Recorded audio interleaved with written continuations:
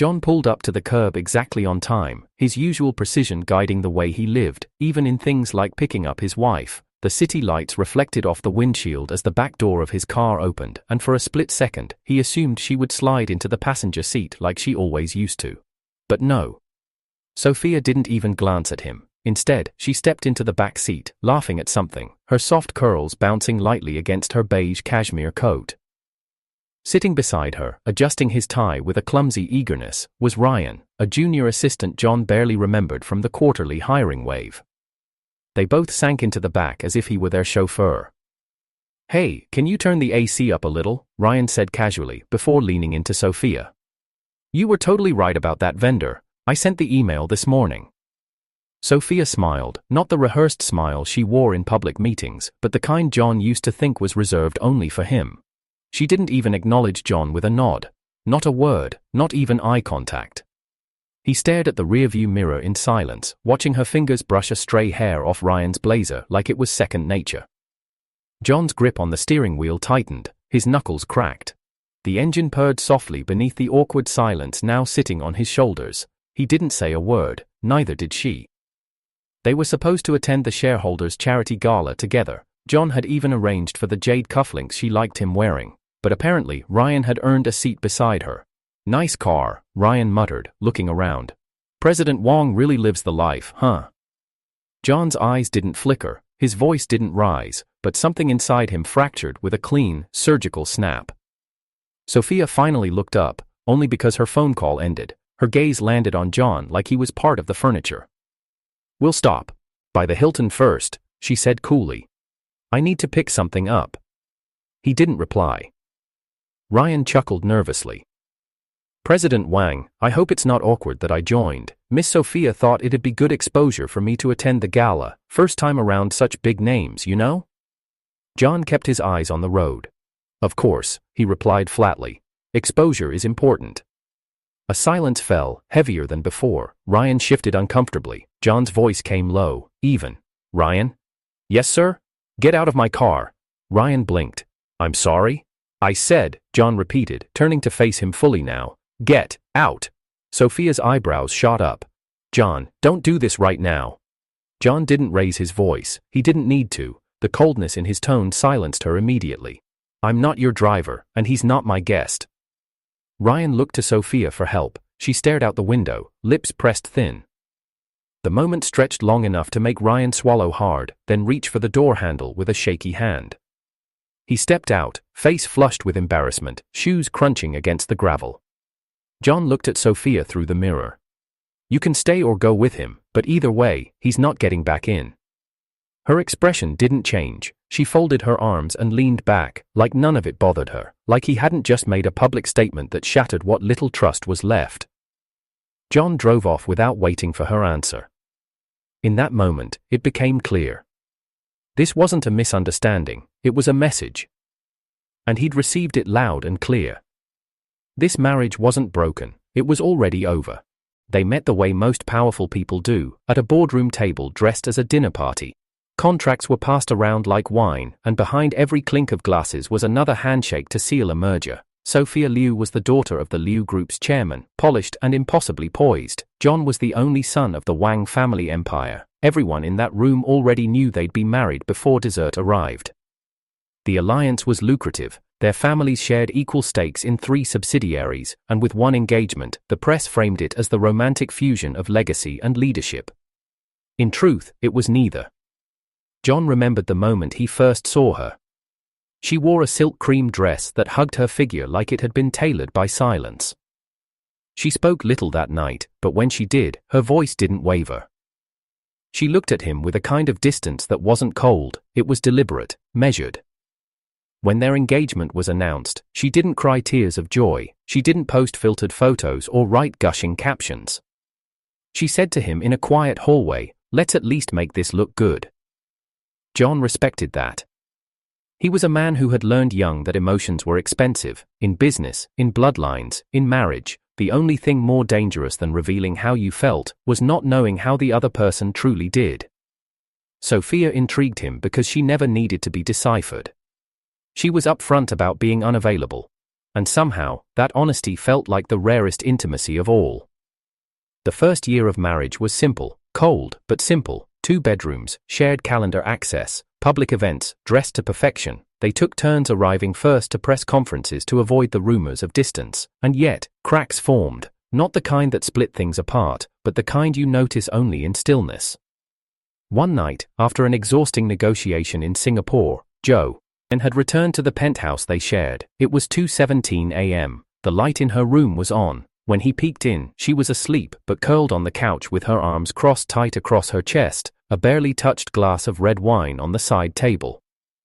He covered her with a blanket and turned to leave, but her voice caught him off guard. "Don't leave." It was the first time she'd asked him for anything. They didn't speak. He just sat down beside her. In the quiet that followed, she unfolded slightly, resting her head against his shoulder. Her hand slipped into his, careful but intentional. "I didn't think it would feel this lonely," she whispered. That night, they shared a bed for the first time, and while it was nothing passionate or wild, there was something sacred in the way she allowed him close. When she buried her face into his chest, she wasn't his wife on paper, she was just a woman looking for shelter. After that, something changed, slowly, subtly. She began calling him husband in private. The word didn't sound playful, it sounded practiced, like she was trying to convince herself it belonged to her, and every time she said it, John felt something tighten in his chest. When his father was hospitalized for the first time, Sophia stayed up all night with him at the ICU. She didn't cry, but she squeezed his hand so tightly that her knuckles turned white. He remembered watching her stare at the heart monitor like she was memorizing each beat. "She needs control," John once told Deborah, the only woman in his life who knew how to listen without asking questions. "It's not that she doesn't feel, she just needs to be the one choosing when to feel it." Deborah had nodded. "And you're the only one she ever lets see when she forgets to choose." For a while, that felt like enough. But enough is a fragile thing when left unattended. Over time, the warmth faded. They returned to sleeping in different rooms, not out of tension, but out of habit. Her once shy husband became a polite John. They stopped touching. Even her apologies, when they came, were wrapped in politeness instead of regret. Still, he never raised his voice. John was known for his control, not just in meetings or headlines, but in how he never reacted emotionally. His competitors feared him because he never played the game on the surface. He knew how to wait, how to disappear into silence until it was time to strike. So when Sophia brought Ryan into their lives, John didn't panic. At first, Ryan had been hired as a junior marketing analyst, barely 24, fresh out of business school with a polished resume and an even shinier grin. He was eager, respectful, the type to knock twice and thank the assistant for every coffee refill. John noticed him because he didn't try to stand out, he tried to fit in, but then Sophia started mentioning him, at meetings, at dinner. "Ryan brought an interesting strategy today," or "Ryan suggested a vendor you might want to look into." John listened, nodded, said nothing. Then came the first time Ryan joined them for an event. Sophia had offered the explanation casually. "We need more young blood in these circles. Let him see how the top floor breathes." John didn't object, but he remembered how Ryan looked at Sophia when she wasn't looking. It wasn't lust, it was something more dangerous, admiration, the kind that mutates when given attention. Still, he let it go. After all, John believed in lines of power, lines of class, lines of silence that people like Ryan would never dare to cross. He underestimated just how far some yoas, starved of status, would reach when they caught a scent of proximity. The car ride was the first rupture, Ryan getting in like he belonged, Sophia not blinking twice, John being demoted from husband to driver in a single shared glance. It wasn't the act, it was the message. That he could be ignored, that Ryan could occupy his wife's attention in public, and she wouldn't even notice how far things had slipped. It didn't matter whether she had feelings for Ryan, the point was that Ryan thought she might. And Sophia didn't care enough to prove him wrong. That night, after the car incident, John opened their wedding album. He wasn't sentimental, he didn't dwell on the past, but he looked at her in those photos, elegant, unreadable, the perfect bride. And he wondered if she had ever been reachable at all. He used to believe her silence was strength. Now he wondered if it was just distance dressed in discipline. He closed the album, stood from his desk, and called his legal counsel. They needed to begin preparing a full review of shared assets, quietly, thoroughly. The lines had been crossed, now it was time to draw new ones. The jade necklace had been custom-made, carved from a rare greenstone pulled from Myanmar, the edges smoothed by 100 hours of artisan polishing. John had selected the piece himself. He remembered the jeweler's words. It's traditional yet modern, something timeless, ideal for a woman with strength hidden beneath elegance. It was meant for Sophia. He never got the chance to give it to her personally. A scheduling conflict, a missed dinner, an out-of-town trip she took without telling him in advance. He left it with her assistant and said nothing. 3 days later, it appeared on Ryan's WeSync story. John had just wrapped up a meeting with external auditors when Deborah sent him the screenshot. No caption, just the image. Ryan's hand, slightly trembling, holding the pendant open in its velvet box. Underneath, the post read, "Forever grateful to the people who believe in me. Some things money can't buy, but mentorship can gift. Chat, thankful, hashed, next chapter nashta, rise. And grind." John stared at the screen for a full minute, then he closed it. He didn't speak of it at home, he didn't ask Sophia where the pendant went, he didn't even mention Ryan's name. But the following morning, every single employee at Liu Group's corporate HQ, excluding one, found a jade accessory on their desk. The men received hand-carved guanyin pendants, the women, soft-edged Buddhas wrapped in white gold clasps, all accompanied by a card in John's calligraphy. Hard work isn't silent, loyalty doesn't need hashtags. JWW. Deborah had arranged everything flawlessly. 42 gifts in total, everyone except Ryan. The office buzzed like a live wire, photos poured into the internal chat, statuses changed. A blessing from President Wang himself, respect. Jade speaks louder than likes. Guess I've been doing something right, thank you sir. Still didn't get one. Oof. The last one was followed by laughing emojis, clearly aimed at Ryan. By noon, Ryan's desk was nearly empty, no lunch delivery, no visitors. He kept his head down. He didn't post anything that day. Sophia called John around 6 p.m., her tone clipped, formal. Did you really spend that much on jewelry for the staff? John responded evenly. It was time they knew where loyalty is noticed. You excluded Ryan. He didn't deny it. I did. Silence. Then she added, he didn't mean anything by it. I gave him that pendant as a gesture, that's all. He waited a beat. You gave away something I chose for you. She didn't answer. He ended the call.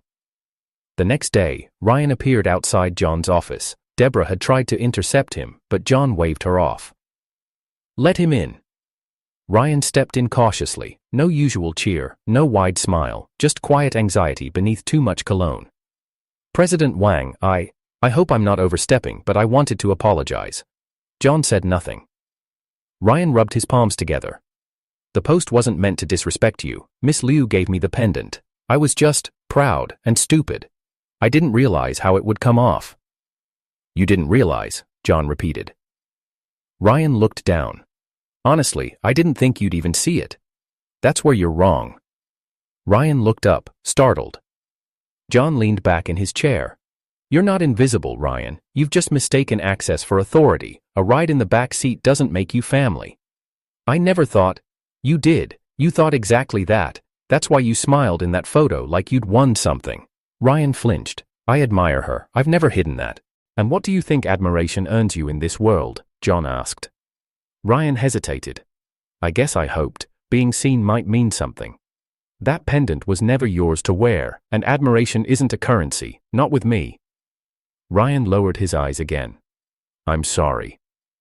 John didn't reply. He simply turned to his computer. You can go now. Ryan left without another word. John sat there for a while, watching the cursor blink on an empty draft. Something coiled inside him, something too quiet to be anger, too deep to be hurt. It was clarity. He wasn't losing Sophia to love, he was losing her to negligence. And negligence was unforgivable when it came from someone who once told you they belonged to you. That night, he didn't come home. He stayed at the secondary residence, one of the luxury apartments they owned for international guests. No one knew he was there. He reviewed their finances, property ledgers, trust arrangements. Slowly, thoroughly. The house they lived in, under joint trust, the penthouse in her name, acquired before marriage, safe. But the vehicles, the equity stakes, the art collections, they weren't protected, they were shared, and shareable was vulnerable. He wasn't looking for a lawyer, not yet, but the outline of separation had begun to form like smoke in a cold room. The next morning, a package was delivered to Ryan's desk. Small, black, anonymous, no note. Inside, the jade pendant, returned, untouched. And on Sophia's desk, later that afternoon, a single red envelope. It held nothing but a photograph, one she'd never seen. A photo of her.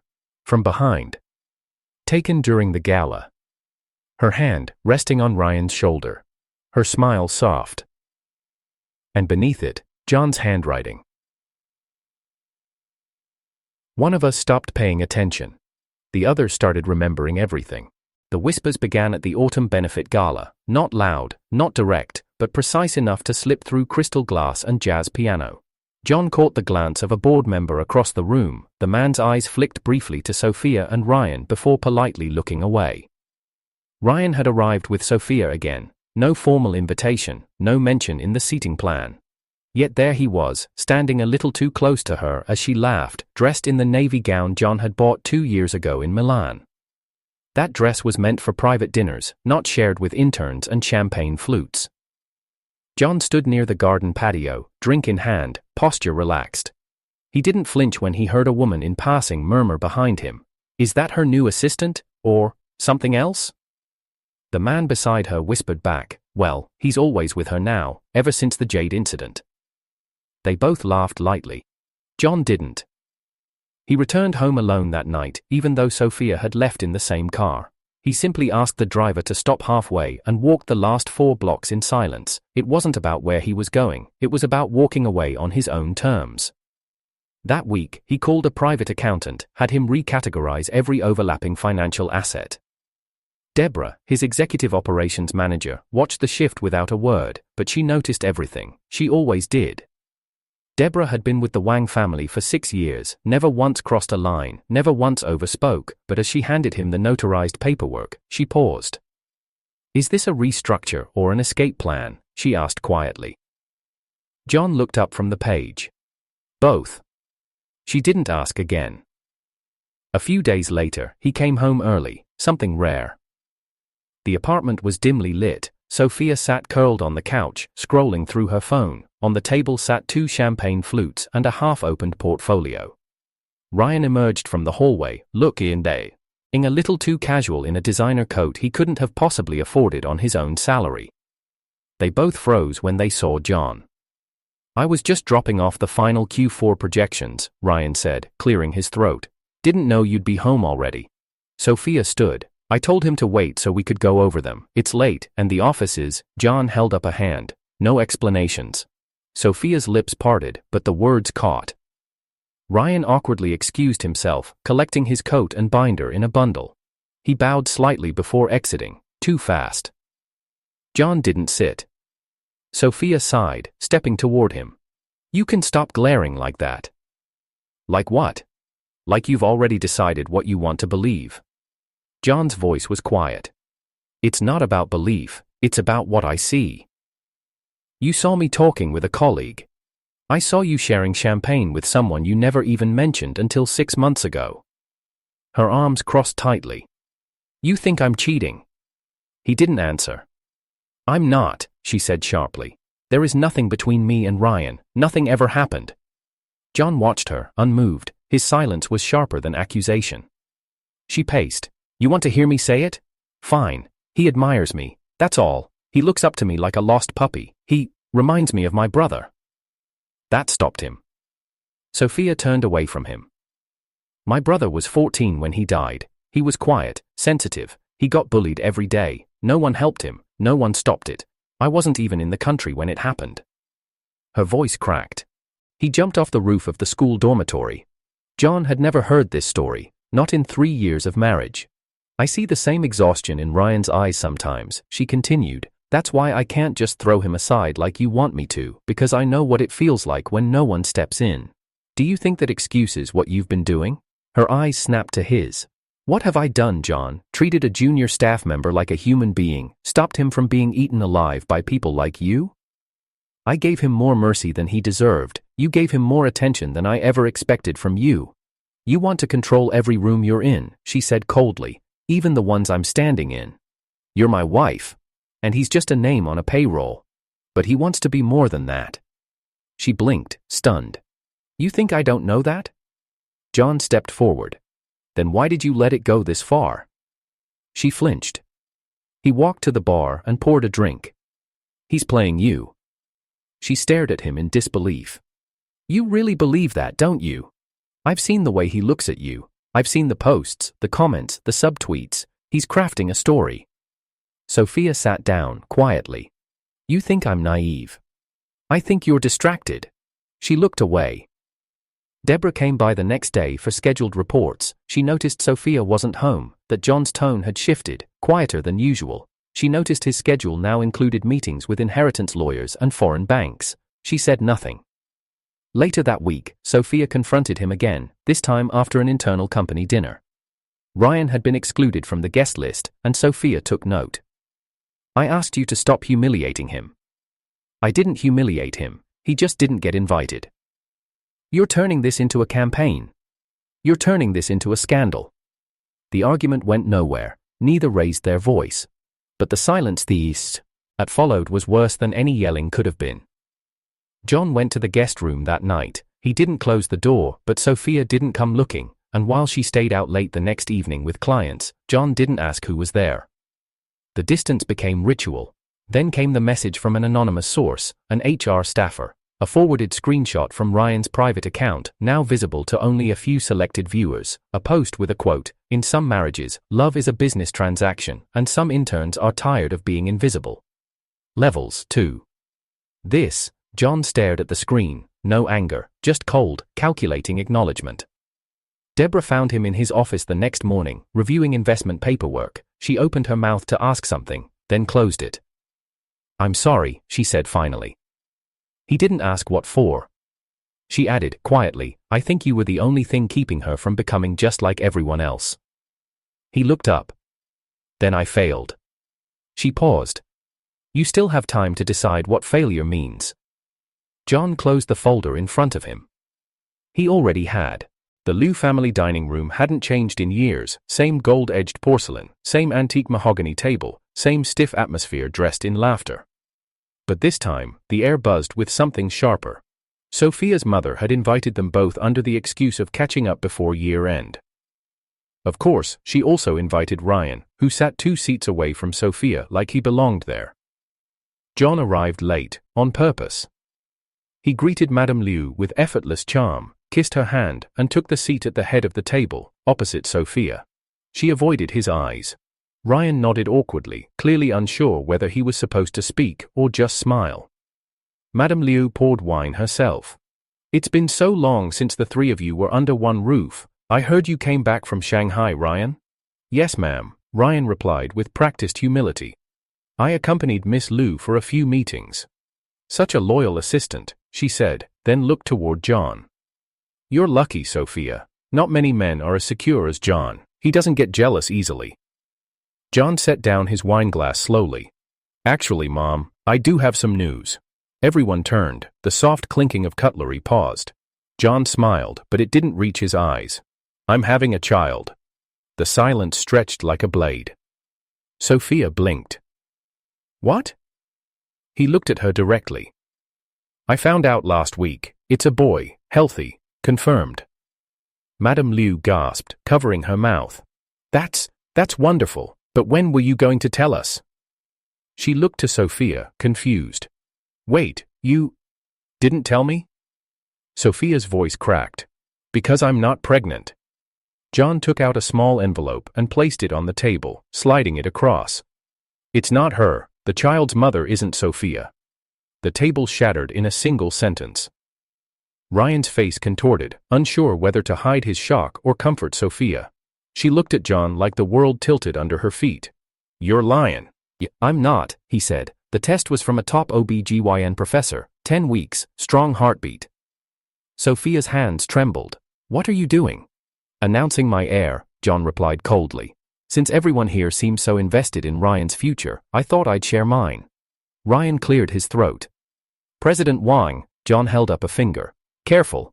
I think maybe this isn't the right place. No, John interrupted. But it was the right place for you to slip into the back seat of my car, to attend private events uninvited, to wear cufflinks worth more than your salary while you flaunt access you didn't earn? Ryan turned red. I never flaunted. You posted a photo with my pendant, called my wife Mentor of the Year, and ended it with muscle emojis. You think I don't see through that? Sophia finally stood up. Stop it, John. He didn't flinch. You let him breach what we built. You opened a door I never expected you to, and now you're surprised that I walked out of it. I didn't cheat on you, she snapped, hands clenched. I didn't touch him. I didn't even… You let him imagine it was possible, John said. And you didn't stop him. That's worse. Her voice cracked again. So you slept with someone else? I chose someone else. She stared at him, furious. To hurt me? No, he said, to remind myself I could. Madame Liu looked between them, helpless. Please, stop, can we not do this at the table? Ryan stood.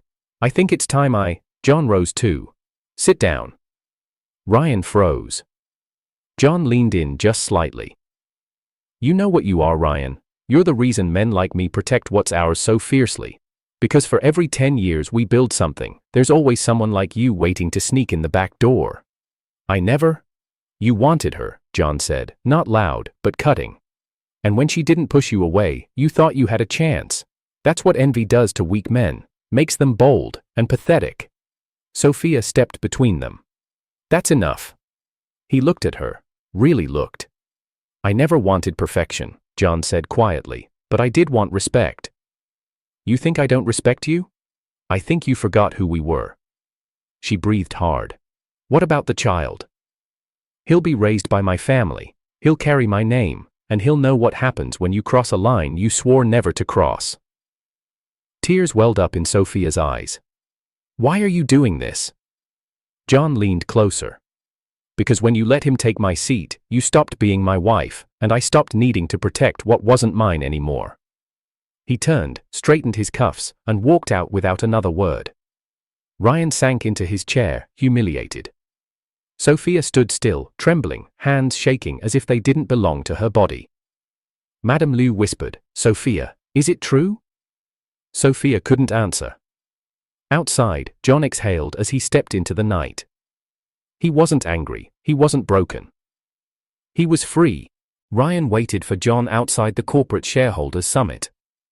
It wasn't an accident. He knew John would leave through the underground exit after the press cleared out. He had been there an hour early, pacing behind the luxury sedans, chewing on a toothpick like it could help him swallow his humiliation. When John appeared, flanked by 2 board members and Deborah walking behind him, Ryan stepped into his path. John, he said flatly. John didn't stop. His stride didn't break. Ryan blocked the door. John's eyes met his, unmoved. Say what you need to say, John said coolly. I think you've made your point, Ryan replied, voice sharp. You've made many, I'm just louder. You think humiliating me makes you powerful? No, John said. It just reminds people what happens when they reach above their level. Ryan stepped closer. You're not better than me. John smirked faintly. I didn't say I was. I just have more to lose, and more to defend. You had everything handed to you, your last name, your marriage, your son, and you still messed it all up. John's expression didn't change. Ryan scoffed. Sophia would have chosen me if we'd met as equals. That made John pause. He tilted his head. But you weren't equals. That's the problem. You never were. Ryan's hands curled into fists. She cared about me. No, John said slowly. She pitied you. Ryan's voice rose. She looked at me like a human being, not like a chess piece. You don't know how rare that is. No, John agreed. But I do know how dangerous it is when someone with nothing thinks attention is affection. Ryan snapped. You think your money makes you a man? John moved faster than expected. His palm cracked against Ryan's face with a clean, echoing smack. Ryan staggered backward, his cheek flushing red, eyes wide with rage and humiliation. John stepped in close, calm as ever. First of all, yes, being rich is a big deal. He leaned forward. Second, whatever piece of trash you think I am, at least I can give her a child. Ryan flinched. John's voice dropped to a whisper. Can you? Ryan didn't answer. His jaw tightened, his lips quivered. John turned to walk away, but Ryan shouted after him, voice breaking. She would have been better off without you. John didn't even glance back. She was better off when she remembered that. Deborah remained behind just long enough to stare at Ryan. Her look wasn't pity, it wasn't disgust, it was clarity. She's not in love with you, Deborah said softly. She's in love with what you represent when John disappoints her. Ryan swallowed. She needed a symbol, Deborah continued, and you needed an audience. You're not in love with her either, you're addicted to what she stands for: power, prestige, access. Deborah's eyes narrowed.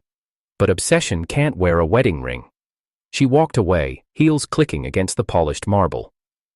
Sophia returned to the penthouse the next evening. Her hands were trembling as she keyed in the code, still the same one, though she wasn't sure if John had changed it already. The lock clicked open. She stepped inside. The house was empty, not a trace of him, not a single photo, not a single jacket in the closet.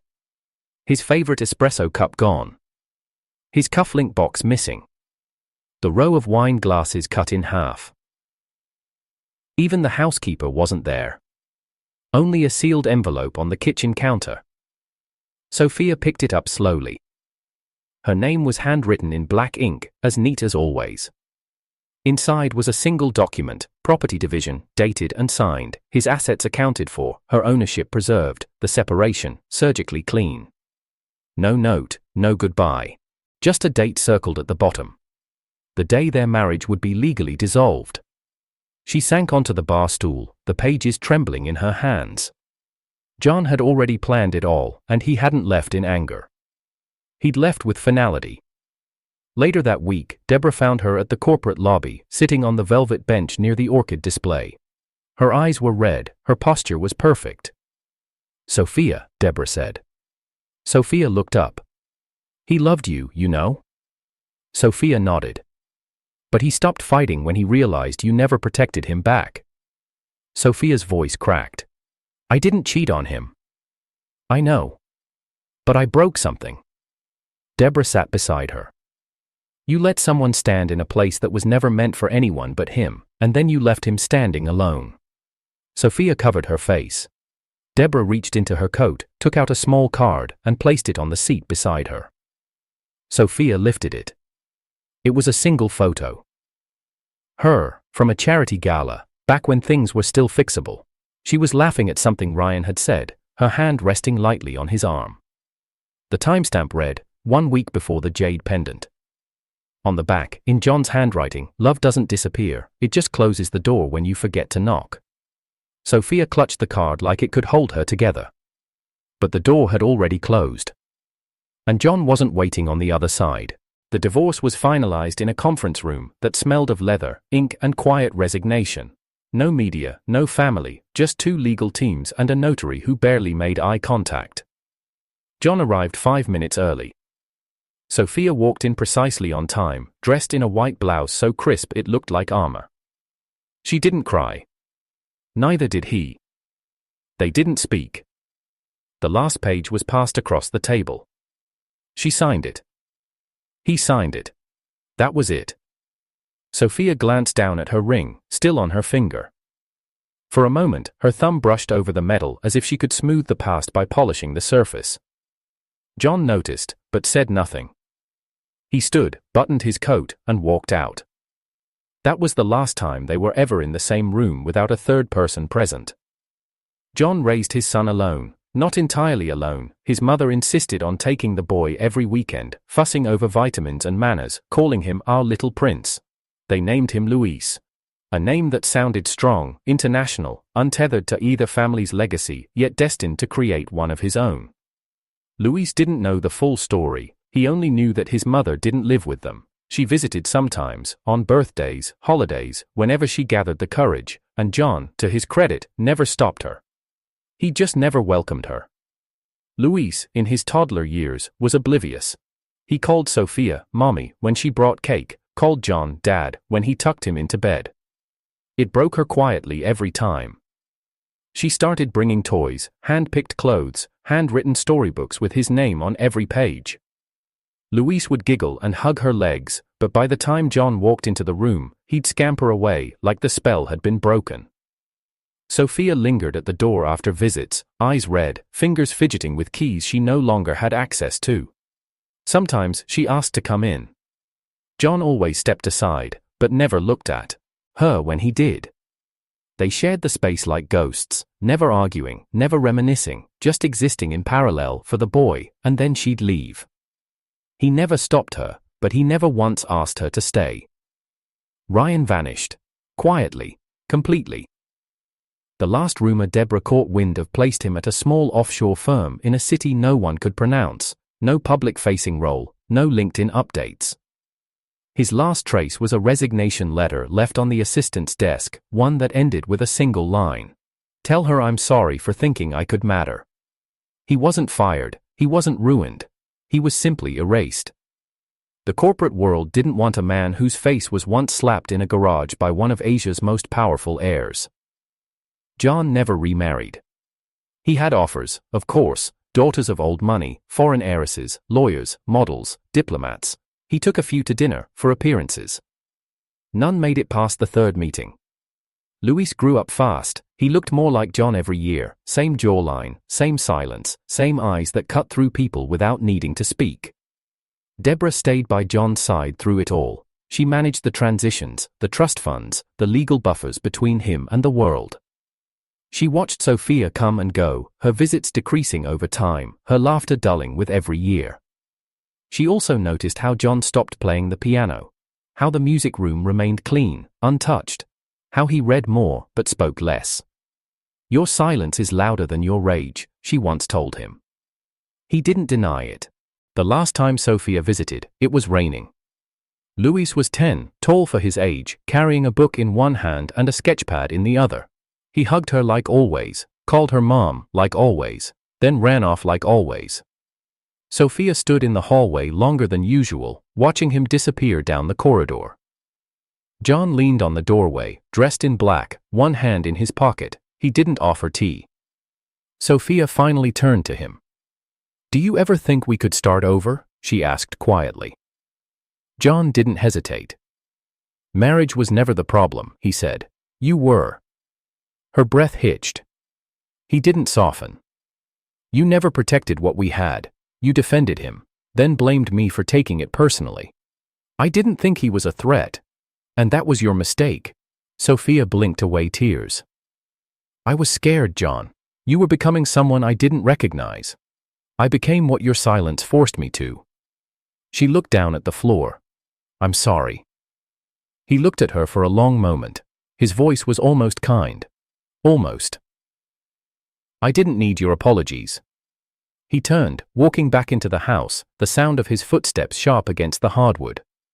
From behind the doorway, Luis called out, Dad? John answered without turning around. Coming, son? Sophia stood at the door, alone, soaked in the echo of a life she couldn't repair. The door closed, and stayed that way. I didn't need her apologies, I needed her absence.